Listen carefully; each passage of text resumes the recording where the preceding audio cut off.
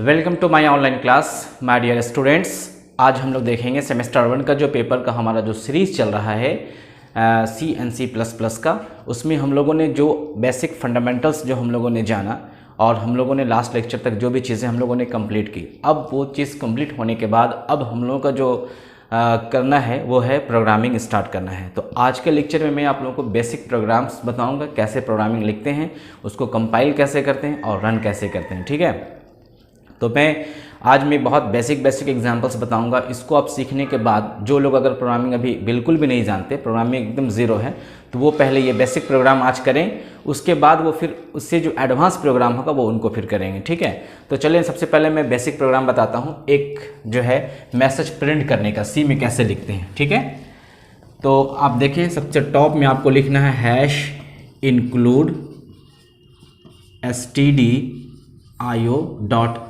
ठीक है ना, कहीं किसी एडिटर में .h लिखने की ज़रूरत नहीं है, लेकिन जिस एडिटर में मैं करता हूँ वहाँ पे .h है, इसलिए मैं .h यहाँ पे लिख रहा हूँ। ठीक है, तो सबसे टॉप में इसके बारे में बताया था, दिस इज कॉल्ड, ये है प्री प्रोसेसर। दैट मीन्स हम लोग जो standard input output header file के अंदर जो भी चीज़ें हैं उसको हम इंक्लूड कर रहे हैं। ठीक है, उसके बाद मैं लिखूँगा यहाँ पे void main राइट, और यहाँ पे एक मैसेज को प्रिंट कर देना चाहते हैं, printf welcome to my first program. Welcome to my first program को लिखने के बाद यहाँ पे हम क्लोज कर दिए। देखिए आप, सिंपल प्रोग्राम है। इसमें सबसे टॉप लाइन में जो है ये हैश इंक्लूड है, that means pre processor directives है। इसके बारे में मैंने ब्रीफ में आपको बताया हूँ। उसके बाद यहाँ से प्रोग्राम जो है एग्जीक्यूशन मेन से शुरू होती है। ठीक है, तो आप देखें हमने यहाँ पे वर्ड मेन लिखा, मेन से ही प्रोग्राम शुरू होता है और उसके बाद जो कोडिंग हम लिखेंगे वहाँ से फिर एग्जीक्यूशन वहाँ शुरू होती है। ठीक है, तो मेन के बाद यहाँ पे जो है करली ब्रेसेस ओपन है, उसके बाद एक यहाँ पे स्टेटमेंट है that is called printf welcome to my first program. अब आपको ये चीज़ समझना, what is printf। So printf is an inbuilt function. printf क्या है? एक इनबिल्ड फंक्शन है, पहले से बना बनाया फंक्शन है, कंपाइलर का फंक्शन है, जिसका पर्पस ये होता है कि उसके ब्रैकेट के अंदर, जो भी ब्रैकेट के अंदर हम इस डबल कोट्स के से हेल्प से लिखेंगे तो उसके अंदर जो भी चीज़ लिखा रहेगा वो डिस्प्ले हो जाएगा स्क्रीन पे। So printf is an inbuilt function which is use to display message on the screen. ठीक है, मैसेज है या कोई इन्फॉर्मेशन है, वो printf के से फंक्शन के थ्रू हम इसको मैसेज को प्रिंट कर सकते हैं। तो आप देखिए इसका सिंटैक्स, printf लिखना है, स्मॉल ब्रैकेट ओपन करना है, डबल कोट्स है, फिर इसके अंदर जो भी चीज़ आप लिखेंगे वो आ जाएगा और फाइनली बंद करेंगे और फिर ये है आपका सेमीकोलोन। ठीक है, सेमीकोलोन क्या है? स्पेशल सिंबल है, दैट मीन्स ये जो स्टेटमेंट को टर्मिनेट करता है। इसका मतलब ये होगा कि ये स्टेटमेंट का यहाँ तक लिंक, यहाँ के बाद इसका लिंक ख़त्म हो जाएगा, ये यहाँ से ख़त्म होगा। उसके बाद यहाँ हमने जो जैसे ये खोला उसको यहाँ पर हमने बंद कर दिया, तो ये ओपन है और ये क्लोज है। ठीक है, इसको करने के बाद, जब हमारा सोर्स कोड ख़त्म हो जाएगा, टाइप कर लेंगे, लिख लेंगे, तो दूसरा स्टेप क्या होगा? इसको हम कंपाइल करेंगे। ठीक है ना, दूसरा स्टेप क्या होगा? कंपाइल करेंगे। अब आपको मैं बताया हूँ कंपाइल किसे कहते हैं, कंपाइलर क्या काम करता है। सी एडिटर का अपना अलग कंपाइलर है। ठीक है, तो कंपाइलर क्या करेगा? सारे कोड को स्कैन करेगा, स्कैन करने के बाद फिर कन्वर्ट करेगा मशीन कोड में। ये कंपाइलर करेगा, हमें और आपको नहीं करना है। ठीक है, हमें सिर्फ समझना है। उसके बाद जब ये कंपाइलर हो जाएगा, यानी प्रोग्राम में एक भी एरर नहीं होगा। इनकेस अगर कोई भी एरर होगा तो वो बता देगा कि लाइन नंबर इतना में ये एरर है या लाइन नंबर 3 में ये मिसिंग है, ये मिसिंग, वो सारा चीज़ वो है बता देगा।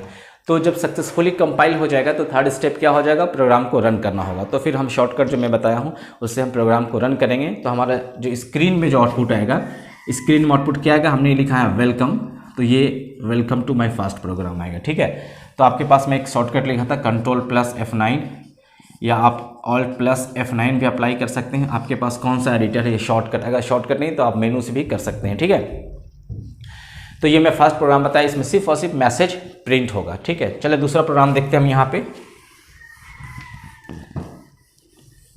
अब देखते हैं हम इसमें एक लाइन और प्रिंट करना चाहते हैं,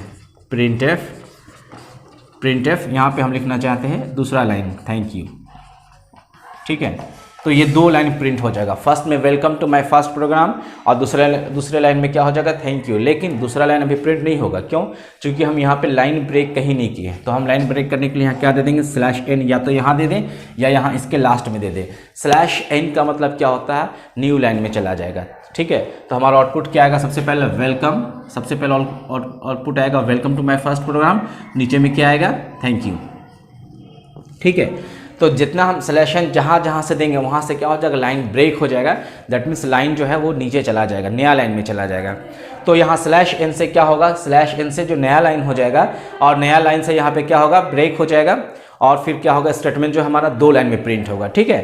तो इस तरीके से हमने आपको 2 एग्जांपल्स बनाए। आप इसको अप्लाई कीजिए अपने सिस्टम में, लैपटॉप में। इसमें एक चीज़ और हम ऐड कर सकते हैं। मान लें अगर आपके प्रोग्राम आपने अपने सिस्टम या लैपटॉप में प्रोग्राम को टाइपिंग किया, लेकिन जैसे आप रन कर रहे हैं तो आउटपुट नहीं शो कर रहा, तो आप वहाँ पे क्या दे दें, आप वहाँ पे गेट ch दे दें, ठीक है ना, और इसको बंद कर दें। जब गेट ch देंगे तो यहाँ पे एक और इंक्लूड करना पड़ेगा आपको, #include conio.h,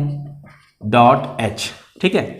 तो ये जब डालेंगे, चूंकि गेट ch इसके अंदर है, conio.h के अंदर है, तो गेट ch डालेंगे। तो गेट ch भी क्या है, इनबिल्ट फंक्शन है जो प्रोग्राम को रोक के रखता है, सस्टेन करके रखेगा, ठीक है। जैसे हम रन करेंगे स्क्रीन पे, जब आउटपुट देखना होगा मुझे, तो ये गेट ch रोक के रखेगा, कब तक, जब तक हम कीबोर्ड से कोई की प्रेस ना कर दें। जैसे हम रन करेंगे तो हमारा आउटपुट दिखेगा। अब हमें उससे बाहर आना, तो कोई भी कीबोर्ड के कोई भी की को प्रेस करेंगे तो क्या होगा, हम प्रोग्राम से आउटपुट स्क्रीन से बाहर आ जाएंगे और कहाँ जाएंगे, फिर अपने हम एडिटर स्क्रीन पर चले जाएंगे, ठीक है। तो इस तरीके से प्रोग्राम लिखते हैं, आप इसको लिखिए। और फिर मैं एक और प्रोग्राम बताता हूँ आपको। चले, अब आपको मैंने ऑपरेटर्स बताया था, ऑपरेटर्स का मैं आपको यूज़ करके दिखाता हूँ, ठीक है। void main, ठीक है। अब यहाँ पे हम डिफाइन कर रहे हैं variable int a b sum = 0। देखें, अगर आप प्रोग्राम सीख जाएंगे कुछ दिन के बाद, डेफिनेटली आप सीखेंगे, तो ये फिर इसको आप शॉर्टकट करना सीख जाएंगे। अभी मैं थोड़ा एक्सप्लेन करके बता रहा हूँ। यहाँ पे हमने कितने वेरिएबल डिक्लेयर किए हैं, आप देखिए a b sum 3 variable declare किए हैं। अब यहाँ पे हम मैसेज प्रिंट करेंगे, printf इंटर 2 नंबर्स, राइट। फिर इसको 2 नंबर को हम इनपुट करेंगे, scanf %d %a %b।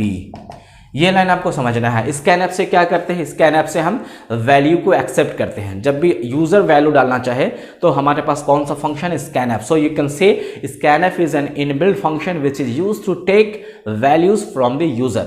तो स्कैनएफ से क्या करते हैं, यूजर से वैल्यू लेते हैं। इसका जो सिंटैक्स है ये है, इसके अंदर हम कंट्रोल स्ट्रिंग डालते हैं, ठीक है। कंट्रोल स्ट्रिंग, तो हम अभी कितना इनपुट कर रहे हैं, 2, तो इसलिए 2 डालें, %d। अब आप पूछेंगे %d ही क्यों डालते हैं, क्योंकि कंपाइल का ये डिज़ाइन किया हुआ, %d इंटीजर के लिए डालेंगे, %c कैरेक्टर के लिए डालेंगे, %s स्ट्रिंग के लिए डालेंगे, %f फ्लोट के लिए डालेंगे, और भी बहुत सारी चीज़ें हैं।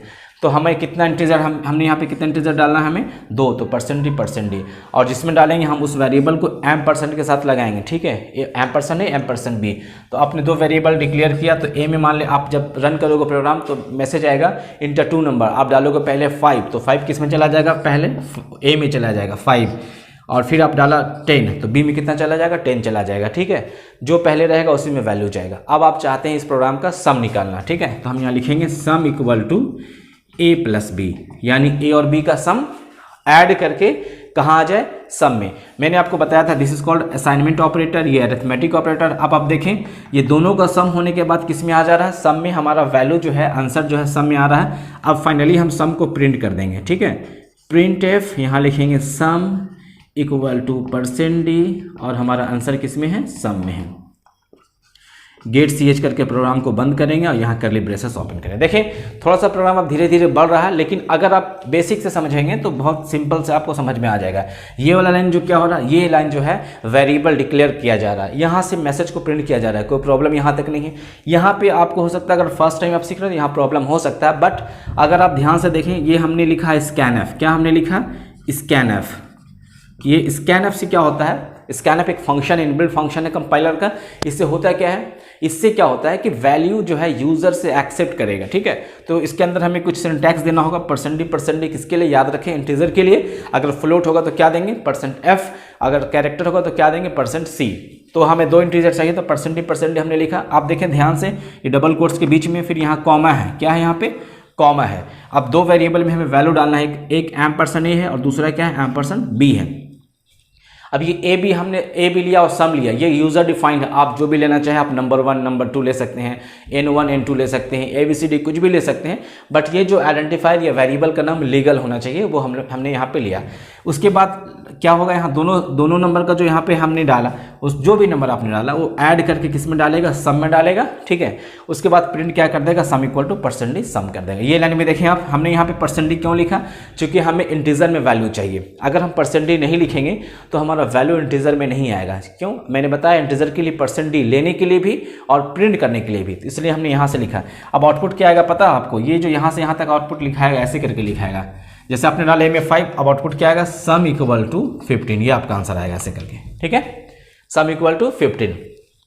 अगर आप प्रोग्राम को ध्यान से देखेंगे और अगर फर्स्ट टर्म समझ में नहीं आती है, आप इसको एक बार खुद से देख के जो है इसको उतार ले, फिर खुद से करने की कोशिश करें, तो आपको ये जो लॉजिक समझ में आ जाएगा। क्योंकि अब प्रोग्राम धीरे धीरे थोड़ा बढ़ेगा, एक्सप्लेन होगा, तो आपको लॉजिक अप्लाई करना होगा और लॉजिक आपको खुद करना पड़ेगा। लॉजिक मतलब आपको सोचना होगा, दिमाग लगाना होगा कि कौन सा कोड कहाँ पर करेंगे और क्या करने से क्या आउटपुट आएगा, ठीक है। तो ये हो गया एडिशन का। अगर आपको इसी से असाइनमेंट दिया जाए, क्वेश्चन दिया जाए कि भाई आप ये भी निकाल लो मल्टीप्लिकेशन का, तो सेम चीज़ होगा, कहीं कहीं चेंज करेंगे आप यहाँ पे सम की जगह मल्टीप्लाई चेंज कर देंगे, ठीक है। बाकी ये सेम रहेगा, ये सेम रहेगा, ठीक है। यहाँ पे आप क्या करेंगे, multiply equal to A into B कर देंगे, ठीक है। और एज इट इज़ रहेगा, जहाँ जहाँ आपको मल्टीप्लाई करना वहाँ सम की जगह मल्टीप्लाई कर देंगे। आप ये करेंगे, आपका एक ये असाइनमेंट हो गया, ठीक है। आपको डिवीज़न निकालना है तो डिवीज़न के लिए भी आप सेम चीज़ करेंगे, जहाँ जहाँ डिवीज़न की ज़रूरत होगी वहाँ डिवीज़न करेंगे, यहाँ पे डिवीज़न आ जाएगा। उसी तरीके से आप सब्ट्रैक्शन भी कर सकते हैं। देखें, अब जितनी जनरल प्रोग्राम है आप कर सकते हैं, जैसे कि दो एरिया ऑफ सर्कल निकालना, ठीक है, एरिया ऑफ रेक्टेंगल निकालना। अब आप बैठें कॉपी पेन लेके और क्वेश्चन को पहले लिखें, ठीक है। जो जनरल प्रोग्राम है, जो जैसे कि write a program to find the area of rectangle. अब रेक्टेंगल में क्या होता है, अब देखें, अगर रेक्टेंगल का एरिया निकालना है तो क्या होता है, एल और बी। तो आपको इनपुट कितनी चाहिए, लेंथ चाहिए और ब्रेथ चाहिए, और दोनों का कैलकुलेट करके, दैट मीन्स दोनों का मल्टीप्लाई करके क्या चाहिए, एक वेरिएबल चाहिए जिसमें एरिया में हम डाल सकते हैं। तो अगर जो रेक्टेंगल का फॉर्मूला होता है L into B, A equal to क्या होता है, एल इंटू बी। तो आपको एल चाहिए वेरिएबल में, बी चाहिए वेरिएबल में, और एक ए चाहिए जहाँ पे आप एरिया को स्टोर कर सकते हैं, ठीक है। तो इस तरीके से जो भी इनपुट होगा या जो भी वेरिएबल होगा ये प्रोग्राम पे डिपेंड करेगा। अगर एडिशन है तो आप देखें सम लिए, मल्टीप्लिकेशन है तो यहाँ मल्टीप्लाई लेंगे या कुछ भी ले सकते हैं, अगर सब्ट्रैक्शन है तो सब्ट्रैक्ट लेंगे, ठीक है। एरिया निकालना है, एरिया लेंगे। तो इस तरीके से आप सिंपल इंटरेस्ट निकाल सकते हैं, सिंपल इंटरेस्ट जो आपने पढ़ा है उसको निकाल सकते हैं, area of rectangle, area of circle निकाल सकते हैं, ठीक है ना। और कन्वर्जन जो है नेक्स्ट प्रोग्राम में बताएंगे कन्वर्ट कैसे करते हैं। बहुत सारे प्रोग्राम हैं, जितने जनरल प्रोग्राम कम से कम 20 प्रोग्राम आप कर लें, ठीक है। आप कितना कर सकते हैं, एक दिन में 2 दिन में रन कर आप हमें ज़रूर बताएं कि हमने इतनी प्रोग्राम रन कर लिए, ठीक है। उसके बाद हम लोग आगे बढ़ेंगे। आज के लेक्चर में हम लोग इतने ही, मिलते हैं नेक्स्ट टाइम में।